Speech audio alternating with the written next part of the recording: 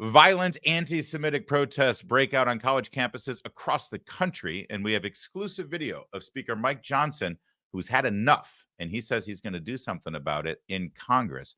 Plus, the economy takes another turn for the worse. Is this the end for Biden's hope for 4 more years? And the DEI bug has bitten the White House in the butt, but they can't get rid of Karine Jean-Pierre because, all those boxes are checked. We're going to talk about all of that today with our guests, Beverly Hallberg, Independent Women's Forum, Akash Chougule from Americans for Prosperity, and Andy Mangione from the Association of Mature American Citizens. We are brought to you by AFP and AMAC. I'm Larry O'Connor, and this is the Roundtable.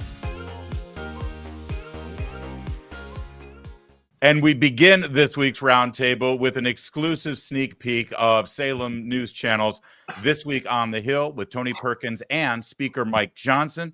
Speaker Johnson was specifically asked about the scene on college campuses this week, the violence, and what the House of Representatives could do about it. Take a look. You've been traveling the country in nearly a dozen states, including New York at Columbia University, ground zero of the anti-Israel, pro-Palestinian Hamas protest. Why was it important for you to go there? As many as 200 college and university campuses had some form of this anti-Semitic, anti-Israel protest. It's a pro-Hamas protest, frankly. These are violent protests in some places. They are intimidating, harassing, threatening Jewish students simply because of who they are. The first responsibility of a university administrator is to secure the safety of their students. And if they can't do that, they need to step down. There are a lot of indicators that it's not a spontaneous student-led event at all. All the tents at this encampment, so many of them were of similar size and shape and color, as if they were imported in from some outside force to allow and to foment this kind of disruption. We're looking at very seriously reducing or eliminating any federal funds at all to campuses who cannot maintain basic safety and security of Jewish students. If you're a foreign student here and you're participating in this madness, you don't have a right to do that. Maybe your visa should not be extended. Maybe it should be revoked if you're going to threaten your own classmates here or come here for that purpose. All right, that's a lot of tough talk from Speaker of the House, Mike Johnson, who actually had a pretty rough start to the week, but he ended strong, especially with that personal appearance speaking on Columbia University's campus. So let's start with you, Beverly. When you hear the speaker threaten federal funding for any college campus that doesn't get a hold of these protests, sounds like a good idea to most people, I would think. Well, it depends on what camp you're in. But yes, I think a lot of conservatives would consider that a good thing. Here is something to consider, though. You're going to hear a lot of people talking about this being a violation of free speech. Now, I am a free speech absolutist. I believe people have the right to say anything they want, even if I find it morally reprehensible. But what you don't have the opportunity to do is hijack property, block people's access to enter buildings. You don't have the right to threaten people with your speech. And it's gotten to the point where even USC has had to change their graduation ceremonies that they have because they're afraid of the unrest. So when you're looking at this becoming violent, it's not a free speech issue anymore. It's going much further than that. I understand why Speaker Johnson is coming out and saying that the government needs to step in, because we are talking about your tax money going to these institutions where students don't even feel safe on these campuses. Yeah, but Akash, listen, frankly, I don't understand why our federal government should be funding any of these college campuses, especially considering the kind of endowments they're sitting on.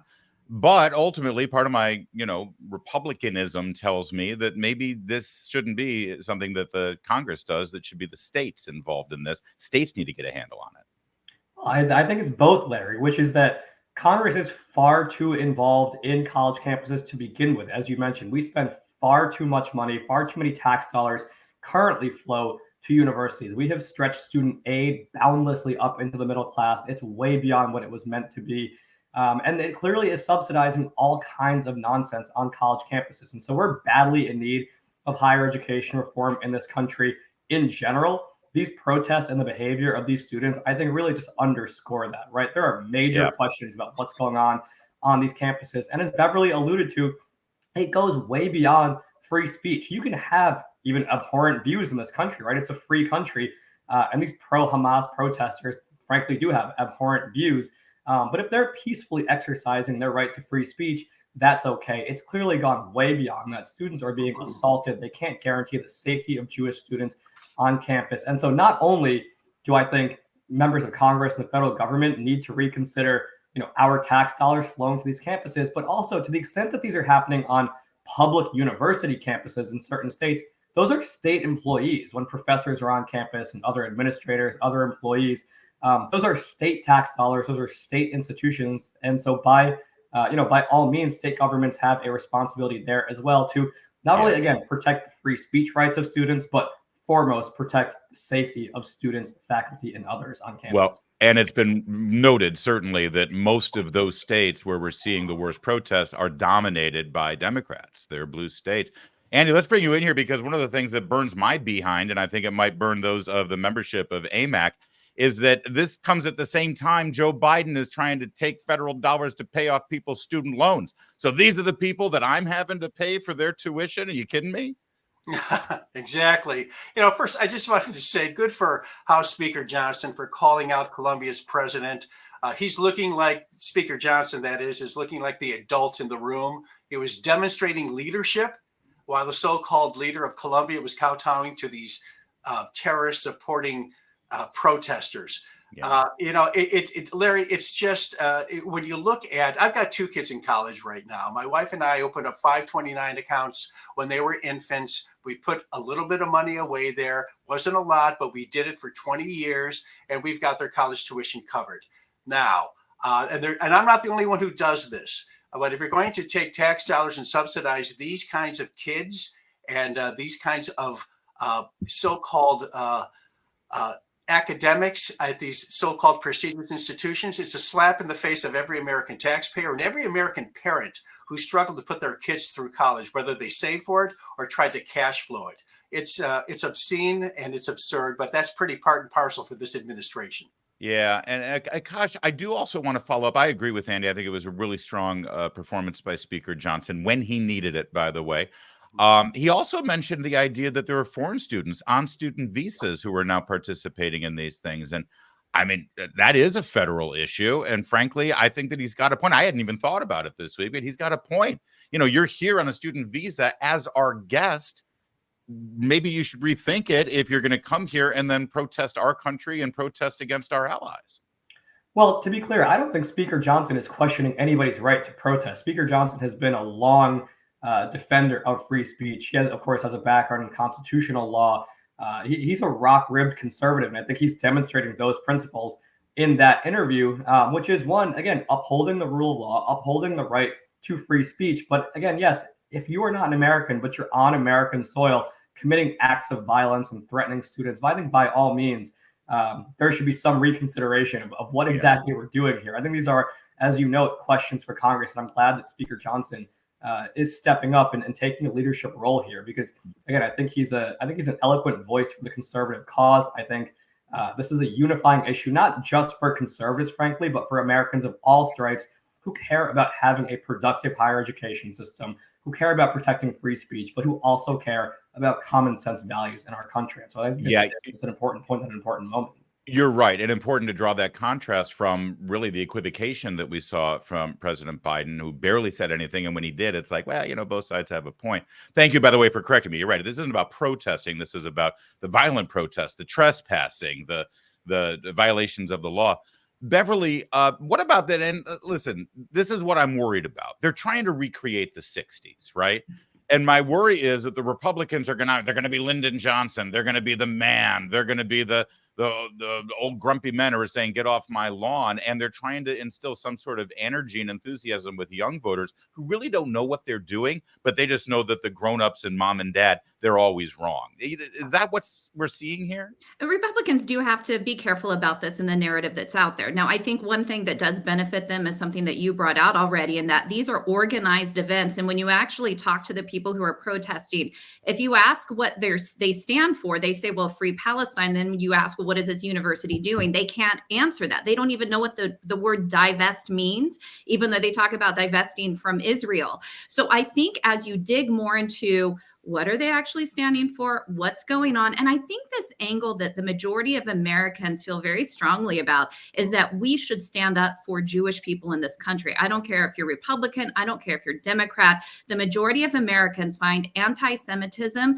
completely abhorrent. And so I think if this becomes, who are you defending? You are defending, obviously, the values of this country, but also the people who live here, and that this type of discrimination is not okay. And so if they message this correctly, instead of just get off my lawn, as you say, but who are we actually standing up for? What are the values we're standing up for? I think it got much further, even with the Democrat Party, because this is the far left that supports this. This is Ilhan Omar. This is not your middle of the road Democrat who thinks what's going on is okay.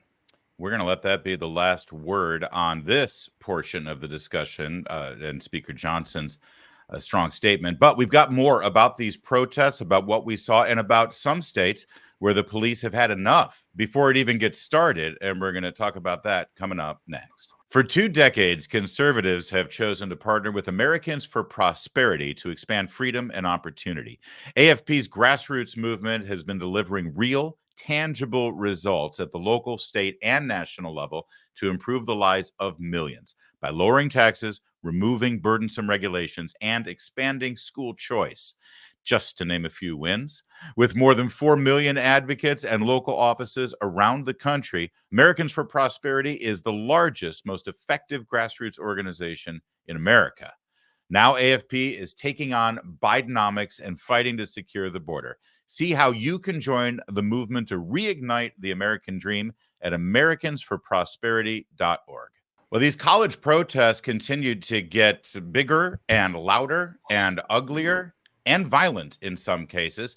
But in Texas and in Georgia, well, the police had different marching orders. Take a look at this scene from Emory University in Georgia.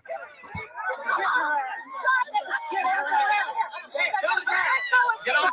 Yeah. Get on. Get on the ground. Get on the ground. Oh my God. Oh my God. Come here, some cops.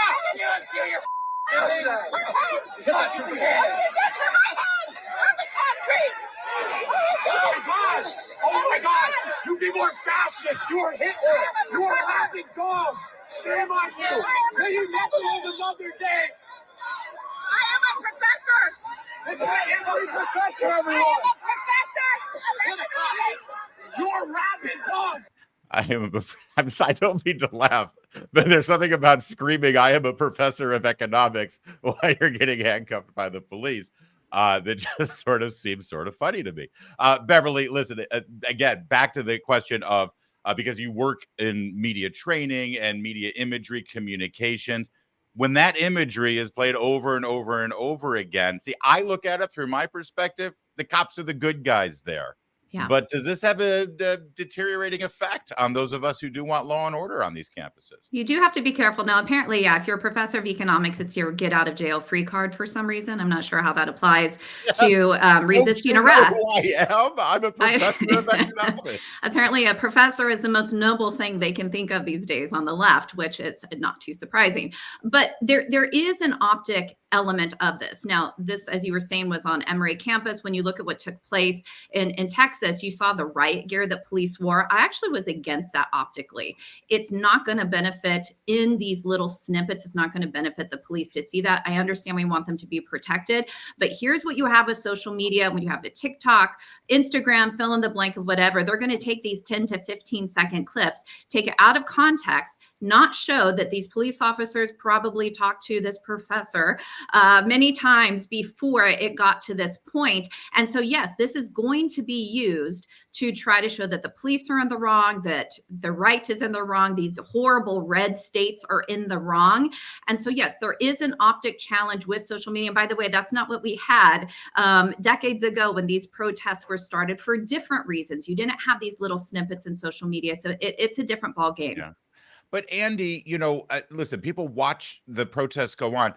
What are the two optics games here? You let the dirtbags take over the campus, put their tents up, scream horrific anti-Semitic things to innocent Jewish students who were there. And of course, your thought process is send in the police and get them out of there. Well, this is what this looks like when you send in the police to get them out of there. So what's a better optic, really? Our membership is a 50-plus demographic. They remember Kent State. They remember college protests. They also support the rule of law. And I don't think our membership would have absolutely any problem with what you just showed. These were the police doing their job, and you saw a snowflake professor screaming, "Hey, I'm a professor," as if that's supposed to mean something. And the knight in shining armor, that guy screaming, "You're a fascist, you're a fascist," didn't lift a finger to help her, but he did a really good job of screaming, "You're a fascist, you're a fascist." The optics here are what they are, and they're going to try and weaponize them against the police. But AMAC, and AMAC members are firm and staunch supporters of the rule of law, and that's what's needed here. Welcome to Georgia. You're going to come down here and do that? Well, that's what's going to happen to you. You're going to have to answer to the police and be held accountable for your actions. And to Beverly's point, we don't know how many times that professor was warned, but it's reasonable to think that she was. So what we saw was actually not an unreasonable optic. Well, yeah, and listen again. You comply with the police order. The police said get on the ground. She wouldn't go on the ground. He put her on the ground.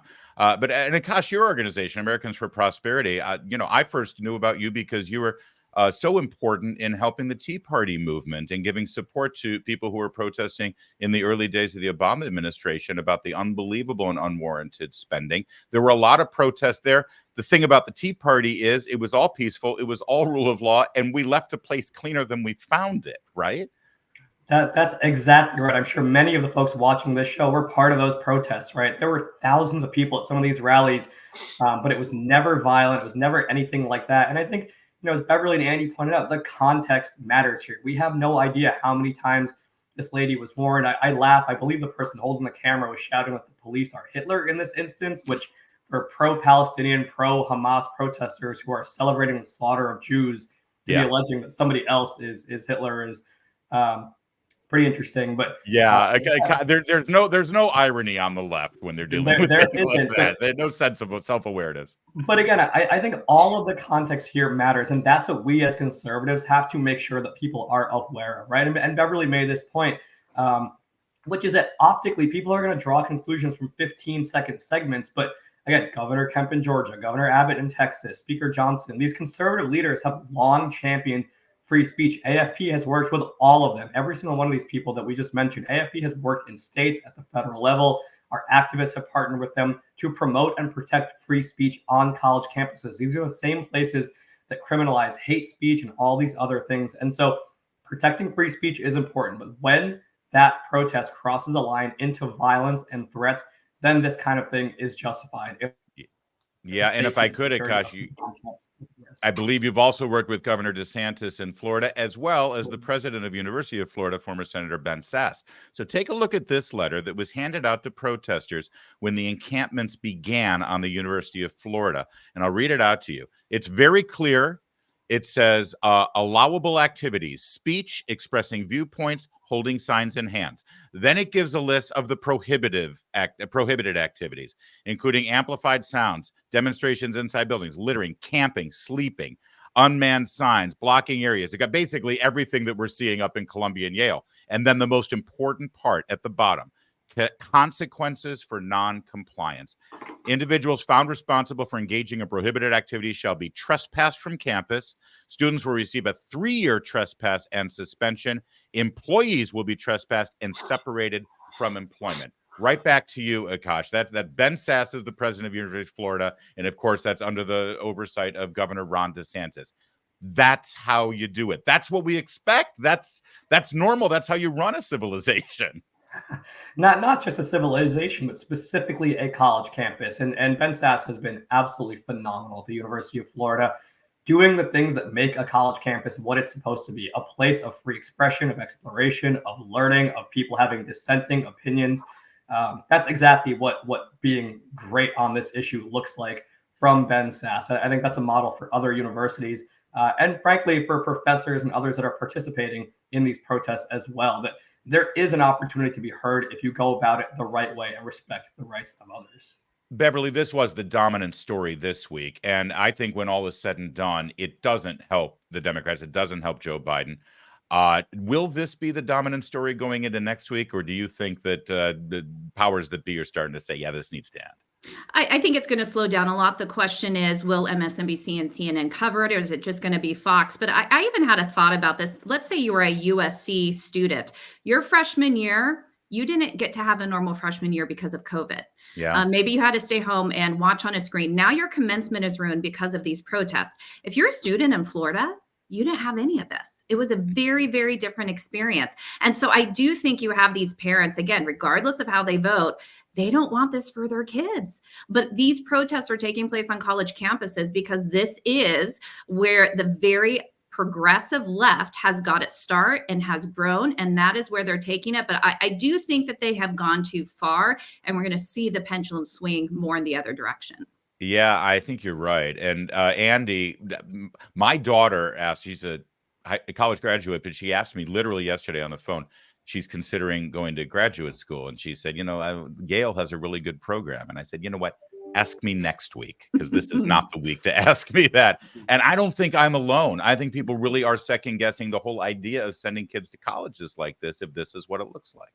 Not only with what's going on with these protests and how out of control and how the lack of leadership from these university administrators, but there's the college bubble may have burst when you're looking at some employers looking at the value of a college education. And I say that with 2 college students, as I mentioned before. The trades are screaming for good people. You walk out with zero college debt and a skill that you could use for the rest of your life. So you pile on this issue with what's going on in college campuses. And you're absolutely right with regard to Yale. I mean, I don't know if we did an informal poll just for the people that we're talking with here today on your podcast, but like, how impressed are you when you learn somebody went to Yale or Columbia or Harvard or Princeton or Cornell? We really have to call into question the kind of product that these so-called elite universities have been producing for the last 20 years. Yeah. It's like the old game of life. Remember when you spin it and then you decide to go to college or you take the career path? I should have been a car mechanic. All right, there's more to come with a roundtable coming up next. As we draw near to another critical election, it's not only about casting your vote, it's about elevating your voice. As AMAC's membership grows, Washington listens. If you love America, visit amac.us/Salem to become a 4-year member for just $30. Membership gives you access to the AMAC magazine, money-saving discounts, trusted news, sweepstakes, and more. By joining the over 2 million members, they can't ignore your voice. Join now at amac.us/Salem. That's amac.us/Salem. Well, of course, it's a presidential election year, and if James Carville is right, every presidential election boils down to the economy. Stupid. And if that's the case, well, this week, the Biden administration and the campaign looking for re-election, they didn't get very good news. Here's how Rick Santelli delivered it on CNBC. Now let's get to the money numbers. GDP, first look, first quarter, a disappointment, 1.6%. You're looking for a number almost a full percentage point higher. 1.6, the weakest growth on a quarterly basis going back to the second quarter of 22 when it was negative, minus 0.6%. Consumption, 0.5% weaker than expected at 2.5%. 2.5% would be the weakest since second quarter of last year. He kept comparing it to these other worse numbers, which all happened to fall in the Biden administration as well. Coupled with the fact that inflation numbers in February and March were not good, no interest rate reductions as people were hoping for. Akash, we'll start with you. We're basically in Jimmy Carter land right now. They're using the word stagflation, which I haven't heard since then. No, that's right, Larry. And here's the thing. The American people, they don't assess the economy with month-to-month numbers. They look at the entirety of the Biden presidency and his track record. And since he took office, prices are up almost 20%. And so inflation remains a huge problem. It's going to continue to be the case because things are a lot more expensive than they were when he took office, and wages have not kept pace. How has President Biden responded, mind you? Let's look at the last 2 weeks. He proposed rolling back the entirety of the Trump tax cuts, including on the middle class. That's a $2 trillion tax increase. He wants to raise the corporate tax. He wants to raise taxes on investment income. These are going to be an enormous wet blanket on economic growth. And yet at the same time, he wants to grow government, dish out corporate welfare. This is going to be more of the same: inflation, special interest driven governing that the rest of us have to pay for. Yeah, and Akash, not only did he say that he'll allow the Trump tax cuts of 2017 to sunset, which they are supposed to do in 2026, he bragged about it. I mean, that was part of his stump speech that he was delivering. I don't see how that, I mean, what is this, Walter Mondale time again? Andy, if you're on a fixed income, which a lot of the members of AMAC are, this continues to be bad news. I mean, horrible news. Absolutely right. People are struggling right now. Most of our members are retired. A lot of them aren't. But those living on a fixed income, they're living the reality of Bidenomics: high gas prices, high grocery bills. They're struggling to pay for medical expenses and pay for medication. For those who aren't working, they're struggling to save for retirement. They're struggling to buy a home. They're struggling to find, they find themselves in credit card debt just to try and maintain a decent standard of living because of inflation. And if they're not able to cut rates, then there's going to be very little for Biden to hang his hat on as we roll toward the general election.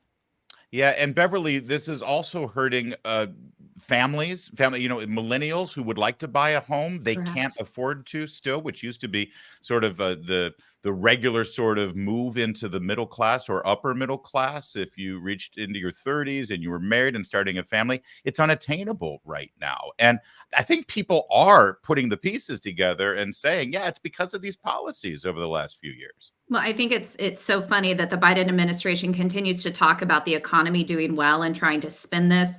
You can't spin people's reality. People know what's going on. If I may, that is such a great point, because they have one of two choices. Yeah. They can either blame it on Trump and COVID, or they can just say, you guys are nuts, everything's great. And shockingly, they've chosen the latter. Don't believe your eyes. Don't believe your checkbook. Don't believe your monthly budget. Everything's great, Beverly. I mean, yeah, think about this. They're actually telling people you're wrong when you think it feels this bad. You're just wrong. That's not the case. Look at the numbers. We're doing great. Bidenomics is fantastic. And I think that's where people just feel gaslit all over the place and why it's not working for them. I actually think a better message would be to say, look, COVID was hard. We're trying to get out of it. Here's what we're doing to try to improve things.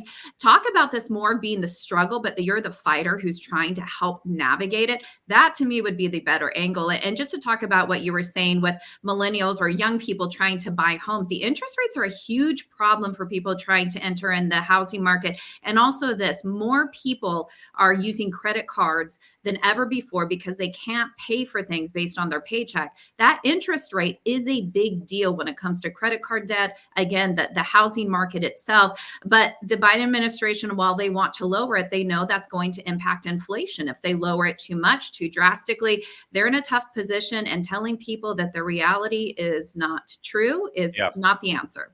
Yeah, and Akash, Janet Yellen, the Treasury Secretary, sort of burst the bubble of the Biden campaign's "everything is fine" here. Speaking with Reuters this week, she acknowledged exactly what the problem is. I know that Americans are concerned with the high cost of living in a number of different areas, and it's President Biden's top priority to address that concern. It doesn't seem like it's his top priority, especially with all of the things that you've already noted that they're trying to roll back and change and actually make matters worse. I mean, AFP is your organization. The P stands for prosperity, and that is out of reach right now, it seems. Absolutely. In fact, Beverly noted that they're running on Bidenomics. They can't really decide if they're running on Bidenomics or not. AFP actually owns Bidenomics.com because the White House and the DNC and the Biden campaign chose not to do so. We bought Bidenomics.com, turned it into a fact-checking rhetoric versus reality website where people can see what has President Biden actually claimed about energy and spending and jobs and all these other economic indicators versus what is the reality. And so I think, as Beverly noted, they're kind of stuck between a rock and a hard place because you can't argue with people's reality. Things are expensive. Things are not getting easier or better for the American people. And it's not only making their day-to-day lives more expensive, more difficult, but as we noted, it's putting the American dream out of reach for people who want to get there, right? Who want to buy a bigger home, who want to buy a new car. And I'm sure it's going to have all kinds of other social consequences, people choosing not to have kids or waiting to have kids or things like that. And so the consequences are really, really drastic. And I think It is. running against Bidenomics and getting back to basic free market fundamentals, which is what AFP has been doing and will be holding people accountable for all year, really is the recipe for success. It does. It has societal and cultural ramifications. And I'd forgotten you guys bought Bidenomics.com. I think that's Great. hilarious. Andy, this, members of AMAC, they're hoping to be grandparents. They want their kids to have children. And there are literally decisions being made about having a baby right now because it is so bad. And let me just say, it's not just that it's bad, but there doesn't seem to be any progress toward making it better, except for Election Day. Exactly right. And, people putting their lives on hold because of Bidenomics is tragic. And what's even more insulting is the media is doing the bidding for the Biden administration and blaming Americans for not recognizing how glorious this economy is supposed to be. It's insulting. And it's something that the media is, they're willing accomplices in this matter. But, Yeah. And I just wanted to mention, who doesn't love grandchildren? Okay. And who does, but, we don't want to see our kids struggle. And that's what's happening right now in this economy. Akash, let me just swing it right back to you and we'll go around the horn because, again, I want to keep reiterating, you can point to palpable decisions this administration is making and draw a straight line. And it's all being done through the bureaucracy. It's not being legislated. Here's an example. All of the mandates on electric vehicles and all of the whole agenda of the Energy Department, Ford announced this week they lost $130,000 on each electric vehicle it sold. If they actually successfully sold it, it was a loss of $130,000. And yes, they took a bunch of incentives from the federal government, which added to inflation, but it doesn't help anything. You add to that their decision this week to try to unilaterally remove non-compete clauses and make them illegal. Again, that's something that should be voted on. And Beverly, I know you at Independent Women's Forum, you guys are all over their attempt to basically end independent contracting as we know it. And I want to go around the horn here, starting with Akash. It's this kind of insidious regulatory bureaucracy by unelected officials that's contributing and really creating this problem. This is where Congress could step in, couldn't they? Absolutely. Janet Yellen says the cost of living is President Biden's #1 priority. It certainly seems like forcing Americans to buy union-made electric vehicles is the administration's #1 priority. Yes. What they did is when they controlled Congress, they pushed through $6 trillion in additional spending to drive up inflation. Now, as you noted, without full control of Congress, they're doing it through the administrative state, way overstepping the bounds of their authority. And you are seeing Republicans in Congress step up. They've passed a number of what are called Congressional Review Act resolutions to roll back regulations. Of course, President Biden is not signing those into law, but you're seeing real leadership from Speaker Johnson and others in Congress, making members of Congress accountable for things that Congress should be deciding ultimately, not the president through executive authority. Beverly? Yeah, and I think the independent contractor angle is such an important one because so many people are independent contractors out there. When you mess with their livelihood or their side hustle, it does make a difference. And I think especially for women, so many women want to be there with their kids, but also want to have this side job. And then government comes in, whether it's through state or federal means, and changes that up and they say to them, well, you need to have benefits. And they're like, I don't need benefits. I get that through my husband, or that's not what I signed up for. And it changes the terms of their work. When you mess with people and their livelihoods, what's going on, people do have a big issue with it. And here's what I think is going to be interesting about the economy. We already know how both presidents, these two candidates, former President Trump and President Biden, will act as president. We have the economy to measure. And that's what the Biden administration can't do, is try to spin a narrative to say what they would be versus Trump. People already know.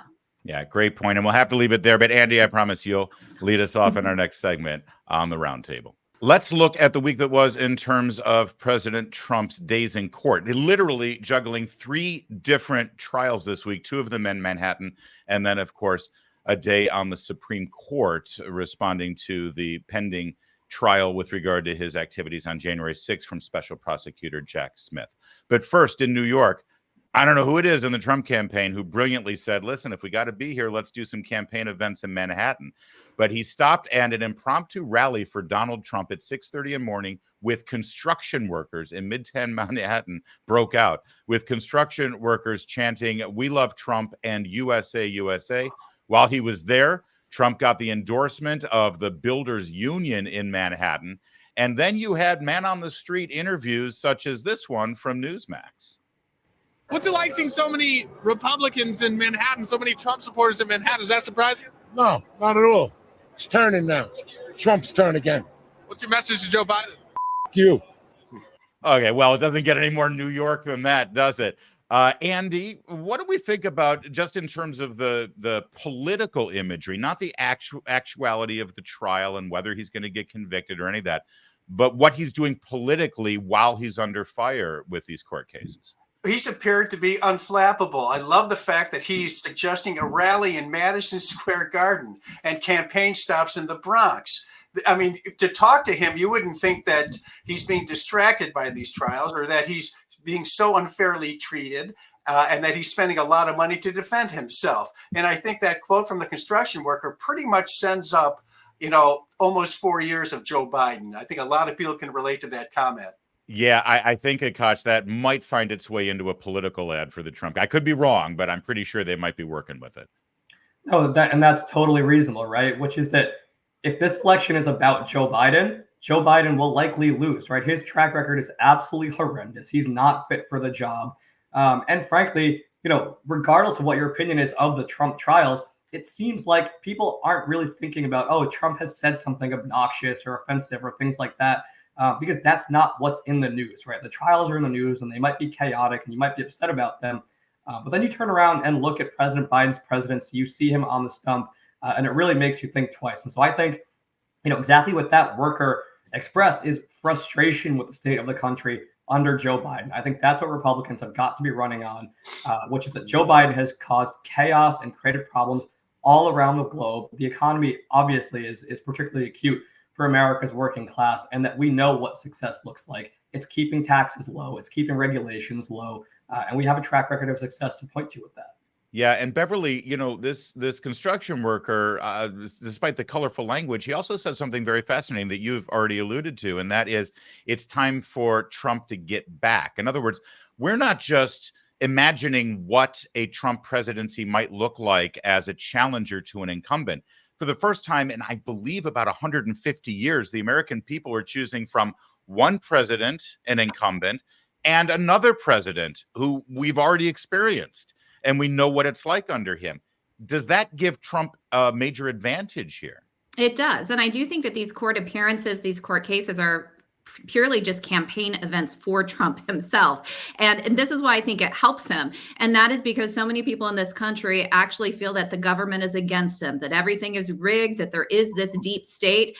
And so when these cases come against Trump, you take this wealthy Manhattan-born and raised man, and somehow he is the spokesperson and the leader of the working class. It's actually quite remarkable that liberals still haven't figured out that the more they go against him, actually the more support he gets. The only people watching these court cases are people who despise Trump and think that this is going to be the thing that finally buries him. He's only going to get more support the more you indict him, the more you have these cases, and they just frankly haven't learned at this point. Yeah, and Beverly, it should be pointed out too that 20 years ago, before Donald Trump entered politics, to those construction workers, to that union, Trump was the boss. Correct. Right? He was the guy who hired them all, yes, negotiated the contracts, and then they were building buildings for him. But I think what the Democrats are hoping for here is you will see the poll, and they'll note the poll over and over again, that there is a certain percentage, a not insignificant percentage of voters, when asked if Trump is convicted of a felony, will you still vote for him? And that's the tipping point, it seems. And I'm asking you, Beverly, because it seems to be suburban women who will have that issue. But is it wise to make decisions based on a hypothetical? Because it's one thing to say, yeah, if he's convicted. But when actually faced with the reality of the conviction, Right. will it actually resonate differently? I think it could. But I also think that with suburban women, there's always been an issue with them and President Trump for very obvious reasons. They don't like the way he interacts with women. And I know plenty of people who plan to vote for Trump who do not like his style, but they say, look, if these are the two options, I can't vote for Biden. I have to vote for the policies that are going to be best. And we also see this as well. We see a turning point, or at least more people in communities of color going for Trump, saying that they're going to vote for him. So that I think that economic side of this could overtake what the loss of suburban women vote, the decline there. I think he's gaining in other ways. Yes, a guilty verdict could play a part. I think that's the one turning point. The question is whether or not that will take place. Well, let's turn to the larger court story this week, and that was the arguments yesterday in the Supreme Court over presidential immunity and this term absolute immunity, which does sound a little dictatorship-like, right? Andy, I'm curious if you think, as this argument plays out, are people looking at it as, well, this is all about Trump, or are they looking at it the way I think they should be, which is this is about the presidency and how things like this affect the presidency and whether this is a wise thing to do to a president, because if it's allowed, then it's going to open up the floodgates for future presidents. I would agree with you. And I think that this has to do more with the presidency and the office of the presidency rather than one individual, specifically for what you just said. If this is allowed, then what's going to stop the politicians on either side of the aisle from going after their enemies? Not good for the country. It's certainly not good for freedom. And it's a horrible look. So I think that what the Supreme Court is doing is looking at the larger picture, looking at the office of the presidency for what it is, as an honorable place for the leader of the free world to conduct the business of our country and to expand freedom throughout the world. And I think the Supreme Court is taking a hard look at that. Akash, I would love for you to address that as well in the constitutional aspects, because I think of AFP, I think about, constitutional standards and norms. But at the same time, I also want to show this graphic so everybody can see it. It's a brand new Real Clear Politics average. They're now going to track the conglomerate of the battleground states, right? So you can sort of track the trends in those all-important battleground states. We all know which states we're talking about. And Trump is clearly beating Biden right now. If they had the election today, he'd get over 325 electoral votes. I mean, after California, New York, and Illinois, Biden's in pretty big trouble in terms of the big ticket wins. So go ahead, Akash, in terms of the larger constitutional questions and, more importantly, how it's affecting the election. Again, I think it's a difficult question, right? That is some level of immunity necessary? Likely, yes. Should it be unlimited? I mean, again, these are difficult questions for the court. I think there's some common sense places where most Americans would probably draw the line.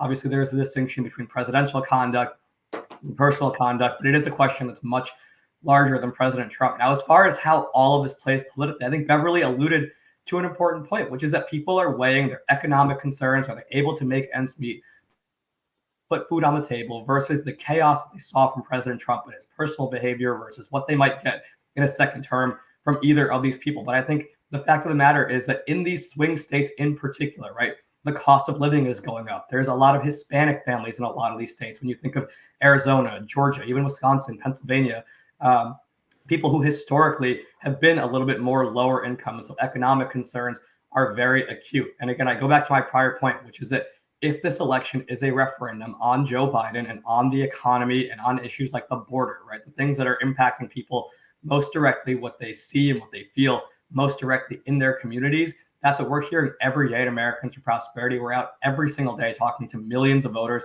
in these, swing states and other states across the country. It's the economy and it's the border that's resonating. If these are the key issues going into November, then Democrats are in trouble up and down the ballot. Yeah, I'll tell you, I was fascinated by the arguments in the Supreme Court, and I'll give myself the final word. When justices, as well as lawyers, sort of made the case, like Lincoln suspended habeas corpus. Should they have been able to, go after him for that? FDR and the internment of American citizens of Japanese descent. Barack Obama killing civilians with drones without any due process. obviously there's got to be some serious immunity, and we'll see what the Supreme Court decides there. And now some intrigue at 1600 Pennsylvania. The New York Post has the scoop. The headline is "Inside the Failed White House Coup Plan to Oust Biden Press Secretary." As Brian Doherty here notes on Twitter, the White House wanted to toss White House Press Secretary Karine Jean-Pierre to the curb, but DEI saved her. Huge diversity issue, and they're afraid of what folks are going to say. Basically, the bottom line is Biden's top advisors, as people have his ear, one must think that Dr. Jill is one of them. They recognize that Karine Jean-Pierre's daily appearances before the cameras is not helping, and she's not able to really deflect. In fact, when John Kirby goes up there, it's obvious there's a skill set issue here. But they're afraid if they fire her, they'll be seen as racist bigots. Akash, this is kind of a, this is the party you created. You need to celebrate. That's exactly right. You Beverly made this comment previously, right? Which is, you live by DEI, you die by DEI. It is coming back to eat its own over and over and over again in corporate America, on college campuses, of course, in the Biden administration. They're well aware of what we've all been aware of for a long time, which is that Karine Jean-Pierre is bad at her job. Now, to be fair, she's in a tough position because her boss is bad at his job too. I was going to say that. I mean, seriously, who would want to defend this guy and this economy and this White House on a daily basis? It's not an easy job. It's not an easy job, regardless of who's president. It's particularly difficult for President Biden, but that makes the job all the more important. But the fact of the matter is that we should be hiring and promoting and firing people based on merit, not on immutable characteristics. It's absolutely offensive, specifically to minorities, Americans of color like myself, that people are getting promoted or demoted based on the color of their skin. The White House is now reaping the consequences, potentially, of making decisions in that manner. Yeah, yet at the same time, they want policies that force businesses, small businesses, corporations, schools to make these same choices. And now they're suffering for it. And Beverly, isn't the problem here, if they had just hired her and given her the job and let her perform, everything would be fine. They made such a big deal. The first Black openly gay woman. I mean, they led with that before they even announced her name. Yeah, and I would like to go back to what Akash said, which it is very hard to defend Biden, especially when you have to talk about whether or not he was accurate when he said his uncle was eaten by cannibals. She had to talk about that this past week. Right. That is a hard thing to spin all the way around. But I will admit, I have felt badly for Karine Jean-Pierre for this reason. She was not prepared for this job. Now, lover or hater, Jen Psaki was good at her job. She did her job well, and that's because she had years of experience as a spokesperson for the State Department. Here you have Karine Jean-Pierre, who had very little experience whatsoever. And even if you have a boss that's easy to defend, this is a very, very difficult job. So I think she was set up for failure. And there's a reason why when it is the tough topics, usually foreign policy related, the adult comes in the room, Mr. Kirby himself, to clean it up as she stands to the side. I think she knows she's in over her head. I think for her sake, it would be better if she just resigned from this. But I think probably for many reasons, we're going to see her in this role up until November. We'll see who gets reelected, and maybe they'll do a switch at that point if it is another Biden administration. By the way, Andy, this is according to the New York Post. It's Anita Dunn who wanted to instigate this, and did say what you will about Anita Dunn, but she does know communications. She does know a good White House press spokesperson and a bad one. And I'm quoting from the article: "There's a huge diversity issue in this White House, and they're afraid of what folks are going to say." Not folks; they know it's very specific folks that they're worried about, what they're going to say, and they're beholden to those folks, whether they've got somebody who's incompetent or not. There's a huge diversity issue because they created it. You're seeing in the private sector people bringing lawsuits against DEI policies, against large corporations, which is going to be the beginning of the end of DEI. These corporations, once they start getting sued, will run from DEI like the devil runs from holy water. Unfortunately, this has not made it up to the public sector and the White House. They created this mess, and there is some empathy for this spokeswoman. She is in a tough, difficult position. I think everybody recognizes that. She was set up to fail. She wasn't necessarily the most prepared person to do this when she walked into the press room with her binder and going page by page and reading statements that were prepared in advance. So you have to feel sorry for her. But make no mistake, Joe Biden and the Democrats created this mess, and now they have to deal with it. And honestly, I'll be surprised if she does survive to November, if she continues to hurt the campaign. Do you have to feel sorry for her, though, Akash? I mean, again, it's always a tough job to be a White House spokesperson. But you look at, you think it was easy to be Trump's spokesperson? But I mean, look at how Sean Spicer was under fire, and I thought he handled it pretty well. Sarah Huckabee Sanders, and so is Kayleigh McEnany. I mean, I would argue that it was tougher to be press secretary with that hostile press corps. Imagine if Karine Jean-Pierre had to ask questions from people like Jim Acosta and the attitude that the Trump spokespeople had to deal with. I always enjoy her exchanges with Peter Doocy from Fox News, who asks the questions that the entire country is wondering about. What the heck did Biden mean? What do you guys mean? You're confusing policies and contradicting yourselves. And so, look, the job is difficult no matter who is president. It's difficult when the president's track record is awful and he can't complete a sentence. And that's what the situation is with Joe Biden. But I go back to what Andy said, which is that to the extent that DEI and things like that were involved, which again, none of us really know that for a fact, but the White House obviously leans into identity politics. Yeah. This stuff is a cancer on the country, whether it's the job of the White House press secretary, whether it's college admissions discriminating against Asian candidates, whether it's DEI practices in corporate America. Promoting and demoting people based on the color of their skin and other immutable characteristics is a cancer on this country, and it needs to be defeated, not just in hiring practices in places of employment, but again, the administration themselves are pushing this stuff through executive orders and regulations and trying to do it through Congress. And so this should be a lesson, hopefully, to people on the left of center, that there are real consequences to performance if and when DEI is involved in decisions like this. Yeah, and I'll bring it back to you, Andy, because again, as I said, before they even announced her name, all they would say was first Black woman, gay press secretary. But this is a pattern of behavior. I don't know who I'm going to nominate to the Supreme Court, but I promise you it will be a Black woman.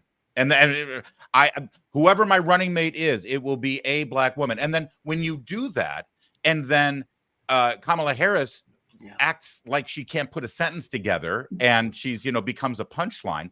When Ketanji Brown Jackson is incredibly educated, but she can't even answer what a woman is during her confirmation, we immediately say, oh, well, this is what you get. And frankly, that undermines efforts to actually lift up, elevate, and hire women or minorities. Well, it just goes to show you how these policies have the opposite effect of what they're intended to do, which is what liberal and lefty policies do.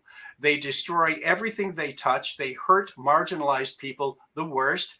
And they really don't produce a really good outcome for the people who are involved and are living these policies. And I think we're seeing that with, in the press room at the White House. Yeah. Well, I'm going to leave it there. I was going to ask one more question, which is, am I a bad person, or should I feel guilty for actually enjoying this while I pop popcorn and drink a big ice cold glass of Schadenfreude? But I'm afraid of what your answers will be. So thanks for joining us on the Roundtable today. Thanks, Larry.